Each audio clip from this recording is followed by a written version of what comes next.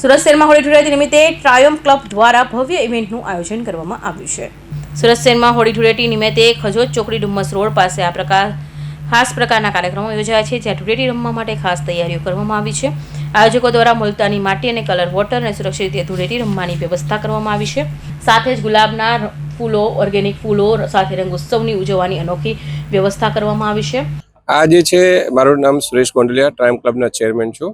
આ ટ્રાયમ્ફ ક્લબના બાજુ આપણી જગ્યા છે, ત્યાં આગળ આપણે કરવામાં આવ્યું છે. અને મેઇન આનો હેતુ એવો છે કે લોકો સાથે આવે. ક્લબનું મેઇન લોકો સંગઠન એક સાથે ભેગા થાય અને લોકો સેલિબ્રેટ કરે અને મેન્ટલ અને ફિઝિકલ હેલ્થ ઇમ્પ્રૂવ કરે.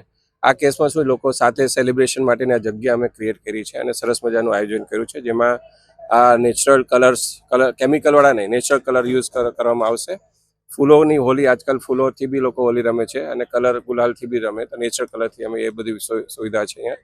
અને રેન ડાન્સ બી રાખ્યો છે અને એક મુલતાની માટીનો મડ ફેસ્ટ બી રાખ્યો છે, જે અત્યારે આપણા માટે એક આકર્ષણનું કેન્દ્ર રહેશે.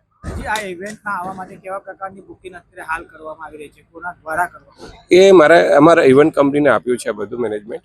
ઇવેન્ટ કંપની જે છે એ બુક માય શોથી એ લોકો બુક કરાવતા હોય છે, એટલે એ મેનેજમેન્ટ કંપની મેનેજ કરી રહ્યું છે. કઈ પ્રકારની વ્યવસ્થા છે અહીંયા? જે છે કે લોકરની વ્યવસ્થા છે, ચેન્જિંગ રૂમની વ્યવસ્થા છે, ફૂડ કાઉન્ટર રાખ્યા છે, એટલે જે કોઈને આવીને આ ખાવાનું જમવાનું જે હોય છે સારું એવું કેટરિંગ કંપનીને આપવામાં આવ્યું છે. ઇવન આપણે સિક્યોરિટી ઘણી સારી રહેશે, પાર્કિંગની વ્યવસ્થા ફ્રી છે, એટલે સરસ બધી રીતે ગોઠવવામાં આવી છે. આ જે છે સ્થળ છે આપણે આબા ચોકડી કહેવાય, ત્યાંથી 500 મીટરની જગ્યા પર આવી જાય છે અને ન્યૂ વેશો કહેવામાં આવે છે. અને બીજું સરસાના ડોમથી બી આવી શકો તમે, એટલે બંને જગ્યાએ ત્યાં બહુ કન્વિનિયન્ટ છે. અને વેશો જીડી ગોયંકાથી 3 કિલોમીટર દૂર છે.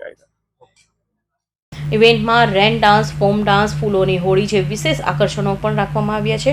ધૂળેટી રમવા ઈચ્છુક લોકો બુક માય શો પરથી ટિકિટ બુક કરી શકે છે. ઉપરાંત આવનારા તમામ લોકો ખાવા પીવાના સ્ટોલ તેમજ લોકર સુવિધા પણ ઉપલબ્ધ કરવામાં આવી છે.